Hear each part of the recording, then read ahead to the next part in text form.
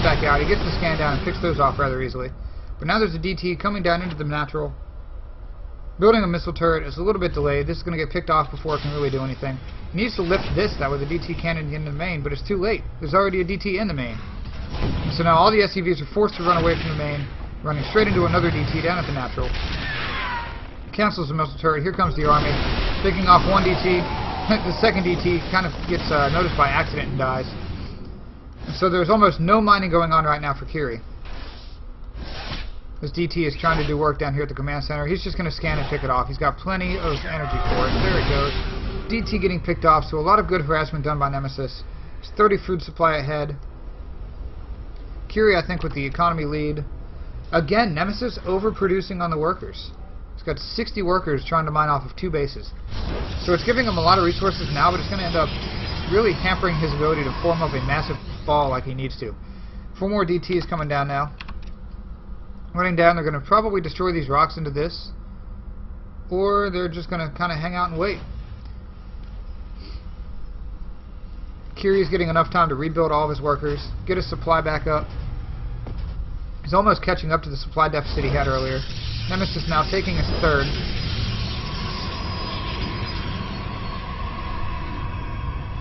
The DT's looking like they wanted to do a little bit of poking, but fell back due to the massive amount of scan that the Terran player now has.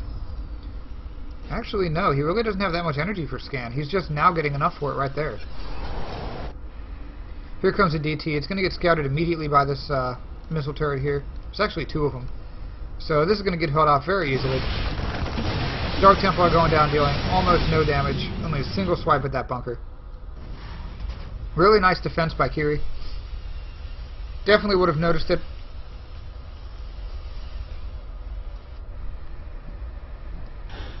Here comes another Warp Prism drop by Kiri. 3 more Dark Templar. But by now he's got to realize there's towers in the natural, in the second base. Can't even call those the same thing anymore. There are no towers up here.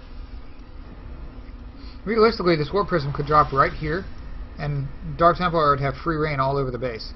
Looks like that's actually what Nemesys is going to do. Yep, that seems to be exactly what Nemesys... Ooh, no, he missed it by about a foot. So he's just going to fly straight into the base, drop the DTs and run away. Kiri's obviously going to see the Warp Prism. Here comes the unit. It's already coming up. He doesn't have any towers here to defend it, but he knows it's Dark Templar. Nemesys is heavily, heavily investing in these Dark Templar. The scan's picking off that one. Is that one going to walk into the scan? No, it decides not to. It's almost got enough energy here. And he knows there's another Dark Templar on the base, courtesy of that attack. He's choosing to focus down the tower instead of the workers. He did kill one worker and he did some damage to that turret, but he didn't actually kill it off, which I think was probably the wrong decision by Kiri. Now this Warp Prism is going to come up here, by Nemesys rather, by not attacking that. Warp Prism coming up, running back away. Supply barely in Nemesys' favor, but again he's got so many workers. I can really discount 30 of that and say that they're dead even. Medevacs picked up to do an anti-drop. I really like that decision by Kiri, lifting off. Since DTs can't shoot up and snipe the Medevacs, it's a great play. Got a bunch more barracks now on the way for Kiri. He's getting into macro mode. He's got 3 bases. He was actually allowed to expand this game. He's got a drop waiting on the side of his opponent's main. I don't exactly know what he's waiting for. Nemesys has got a fairly decent Protoss ball up here. Mostly Zealots again. A couple of really good Ghost EMPs could take this out so easily since he's now going Archon. Now we've got Kiri moving across, going to take out this proxy pylon. He's not going to supply block his opponent, who is almost maxed out. He's got a Raven coming to scout for the DCs in the middle of the army. I think he's going to attempt the split again. Last game it didn't work out so well for him because his units was out of position. Yep, here we go. The drop now in the main. Drop the Dark Templar. I'm going to pick these units off quite quickly.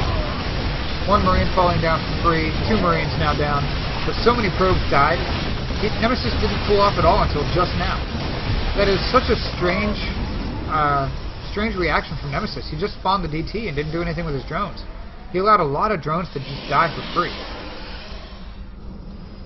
However, this death ball up here is starting to look scarier and scarier by the moment.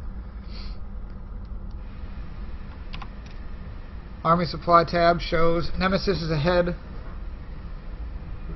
That just mimics the food supply at the top. That's a strange tab, but the there we go. The army resources. Nemesys is far ahead of his opponent. Got a somewhat commanding army lead. Both players now on 3 bases. Both mains starting to get mined a little bit low. That's a lot of workers. I think he overpicked from his... yeah, he picked out too many. They all need to go up here. There we go. Killing off a Zealot to make room for another DT. I like that food maximization. Oh, there we go. He's making another Archon. Of course, the Terran with the scan is going to know exactly what his opponent has. And now we see the Ghost Train. 4 Ghosts moving across the map to join up with the main army.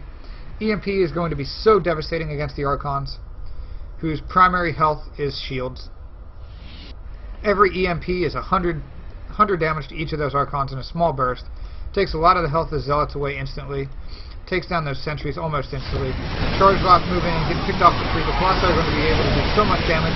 No sentries from force field. I didn't see a single EMP. The Ghosts all getting picked off. There's only 1 Ghost left. These Archons now being able to do massive work. That is a lot of splash damage. There's no way for the medevac to be able to overcome this. The Raven is completely useless in this fight. There are no DTs to scan for. Nemesys just with the Doom push, pushing across the center of the map. So much splash damage, the Terran army fell 40 supply in almost no time at all.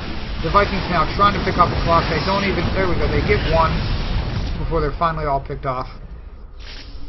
Meanwhile, a small drop up here in the main. Kills off almost nothing. Forces the runaway by all these probes. There's way too many probes on the map for Nemesys. But it's not even going to matter. This huge army over here, no matter how quickly Kiri macros up, it just hard counters whatever he builds. The Ghosts were a nice addition, but with the lack of the burst of the EMP, he didn't get off a single EMP. None of these Archons felt any stinging burst from that EMP. Now Kiri's looking a little bit oversaturated up here. He's got a worker that's not actually doing anything. It's a little bit comical. Misclick up there. Probably should take a 4th, but it doesn't really matter. Both players have so much minerals in the bag. A small EMP going down on that Archon. Probably should have waited until the full engagement. 2 Marauders are going to get picked off absolutely for free. And now it looks like Kiri's in a lot of trouble. This big Protoss army moving up towards the middle, or moving up towards his main. The Vikings getting a bunch of free shots on this Colossus. It almost goes down, but he pulls away. The Warp Prism almost dead as well. If that Warp Prism goes down, it will stop Nemesys' ability to reinforce in the center of the map. There it goes. The 11 health Viking taking down the 11 health Warp Prism. And now Nemesys pulling back. He's remassing up. He's got a bunch more DTs that he's going to turn into Archons, I can almost guarantee. Or possibly not. DTs do a lot of damage in main fights, especially when the opponent does not have detection. Factory is now going to float down and see that the army is indeed holding in the center of the map. There goes the 4th now, going down for Kiri. Here comes the 4th at the gold for Nemesys. So Nemesys is looking to try to pull ahead in this, even though he already has so many minerals banked up. His main has got to be mined out by now. Yep, both mains almost mined out or completely. So many workers by Nemesys. If the army composition was a little bit better for Kiri, I would say he would win every team fight due to the harvester count for Nemesys being 20 higher. That's 20 food that you're spending on harvesters that your opponent is not. But since the unit composition that he has is almost directly countered by all the splash damage from Colossus and Archon, I don't see Kiri winning a team fight until he gets some mech out. He's got a lot of barracks just producing a bunch of bio. 1 or 2 siege tanks could really turn the tide of this fight. Nemesys is doing a lot of pressure up in the front. Both players maxed out. A big engagement right now could end it either way for both players. Ghost coming down now. Ooh, 1 Ghost kicked off for 3, 2 Ghosts. Huge EMPs though, taking out a lot of the shields and the stalkers. It doesn't even matter. All the Zealots are pushing in, dying off quickly. The Archon's doing so much damage. The Colossi goes down to the Mass Viking. The Viking now dropping in the back. Stalkers have blocked up the main, trying to kill off these Vikings. Doesn't even matter. All of these SCVs are trying to come out and join the fight for their force field again. The Marauders are now dead. Kiri's army is completely decimated. Stalkers and Immortals are going to be able to clean up this map pool very easily. The SCVs are trying to get their way out and do some damage, but it's not even going to matter. The Immortal goes down. He's down to nothing but Blink Stalkers against Marauders and Ghosts and SCVs. These ghosts aren't even attacking. You should really get in there, but it's not going to matter. The Immortals take out the last of the sentries, or the Stalkers, and that was a huge engagement for both players. Both players losing so many units. The units lost tab is almost even resource-wise. A bunch of Zealots are going to come in here and charge to death. The team fight's over, man. It's already over. The Zealots picking off the last of the Marauders, though. Trying to take down this armory. There is a Dark Templar coming in. It's going to be able to do a lot of damage. But so are these Zealots. There goes, the medevac did get out just in time. And now Nemesys with the constant stream of units off of his 3 mining bases in the gold. He's just going to be able to slowly but surely overwhelm his Terran opponent. The Ghost Academy is going to end up falling. There's not a whole lot Kiri can do in this situation. He is pushing the enemy out of his base, but after losing that natural, that was one of his only 2 mining bases. This 3rd, 4th hasn't been taken up yet. Now he's going to start losing medevacs to the Stalkers. The Immortals, the Archons is taking so long to kill.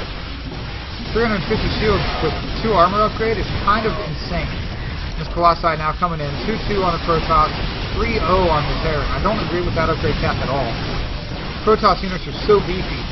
It's not even going to matter if it's not going to matter if you can survive if you can't kill them. Now this one Dark Templar doing an amazing job in the main. Still waiting for that nerf. There we go. Nemesys with the win, Kiri with the GG. And there we go, Nemesys taking the series 2-0 against the Terran opponent Kiri. Good games by both players.